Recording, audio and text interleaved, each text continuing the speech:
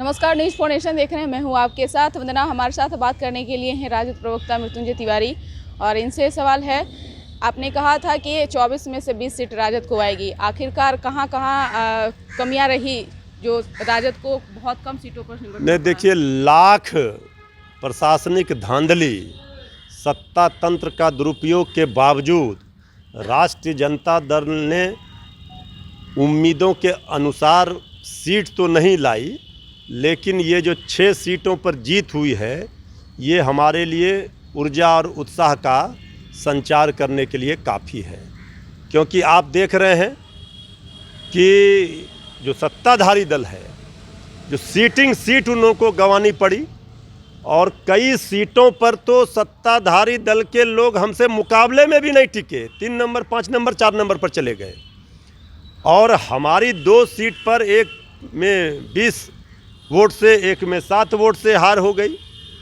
और बहुत जगहों पर प्रशासनिक धांधली के कारण हमारे कई मतों को अवैध कर दिया गया। बहुत सारे फैक्टर रहे, वोट कटवा की भूमिका में भी सत्ताधारी दल ने कुछ खड़े किए थे लोगों को। लेकिन इसके बावजूद हम इस परिणाम से संतुष्ट हैं, उत्साहित हैं कि हम 1 की संख्या थी हमारी, हम 6 पर पहुँचे हैं। लेकिन वोट अपार मिला है, ये बता रहा है कि तेजस्वी यादव जी के प्रति सभी जनप्रतिनिधियों ने विश्वास व्यक्त किया है।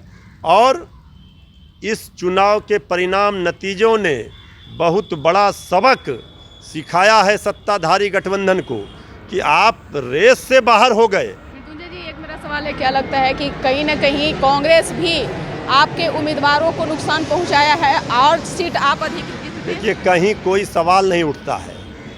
हमने जब तेजस्वी यादव जी ने जेडीयू के राष्ट्रीय अध्यक्ष के घर में सेंधमारी कर ली, पटना सीट सबसे हॉट सीट बिहार की राजधानी का, जिनका सांसद हो, जिनका इतना विधायक हो, मंत्री हो, सत्ता हो, उसके सामने उनके घर में घुस करके वो सीट हम लोग जीत गए।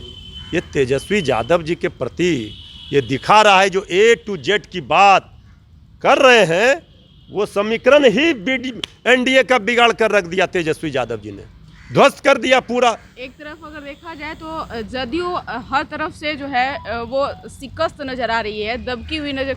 एक तरह से देखिए, 3rd डिवीजन के 3rd डिवीजन रह गए। आखिर कारण क्या रहा है, क्या लगता है? बीजेपी का प्रेशर के देखिए, कारण वो 3rd डिवीजन की पार्टी 3rd डिवीजन ही रहेगी। जेडीयू तो बीजेपी की बी टीम है। जेडीयू का कहीं कोई अब नामो निशान नहीं मिलने वाला है। तो देखिए, लड़ाई पूरी तरह से मजबूती के साथ तेजस्वी यादव जी ने लड़ी और उसका परिणाम आप देखिए। इस परिणाम के जो पॉलिटिकल पंडित हैं, अगर मायने निकालेंगे तो आप देखेंगे कि ये संदेश है बहुत बड़ा कि जो हमारे वोटर, जो हमारे जनप्रतिनिधि हैं, वो सब लोग जो उधर थे एनडीए के साथ, उन्होंने अपना रास्ता बदल लिया और तेजस्वी एक्सप्रेस पर वो सवार हो गए।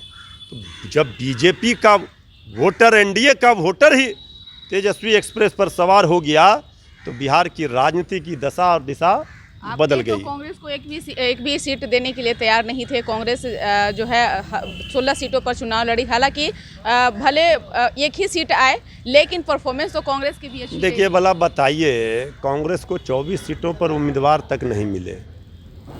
अब हम कुछ नहीं बोलना चाहते हैं, 1 सीट मिला है, उनको भी मुबारक, बधाई हो। कांग्रेस वहाँ जीती है, लेकिन वहाँ कांग्रेस जीती है, उम्मीदवार जीते हैं, ये तो अब आकलन का विषय है। लेकिन हम फिर भी कह रहे हैं कांग्रेस के हमारे जो लोग हैं, नेता हैं, कि देखिए, जो लड़ाई है उस लड़ाई को कमज़ोर ना करें। आप अगर इसमें खुश हैं कि हमने आरजेडी को ज़्यादा सीट नहीं जीतने दिया, तो फिर आप इसी खुशफहमी में रहिए। हम लोग तो हैं कि देश में, बिहार में सत्ता परिवर्तन करेंगे। चिराग पासवान भी हैं क्या? देखिए, चिराग पासवान जी का फैक्टर तो देख ही रहे हैं किस तरह से। स्वर्गीय रामविलास पासवान जी के निधन के अभी बहुत ज़्यादा साल भी नहीं बीते हैं, 1-1.5 वर्षों में ही किस तरह से उनके साथ उनके सहयोगी कर रहे हैं, ये आप लोग देख रहे हैं। तो ये तो दलित भाइयों को लग रहा है जो बर्ताव किया जा रहा है एनडीए के द्वारा, जेडीयू बीजेपी के द्वारा। इससे तो दुखी हैं।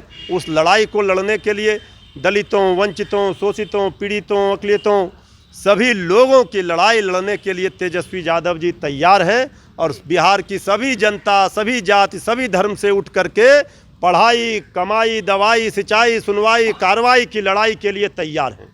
तो आप सुन रहे थे कि क्या कुछ कह रहे थे राजद प्रवक्ता मृत्युंजय तिवारी। इस खबरों बस इतना ही। बने रहिए न्यूज़4नेशन के साथ। धन्यवाद।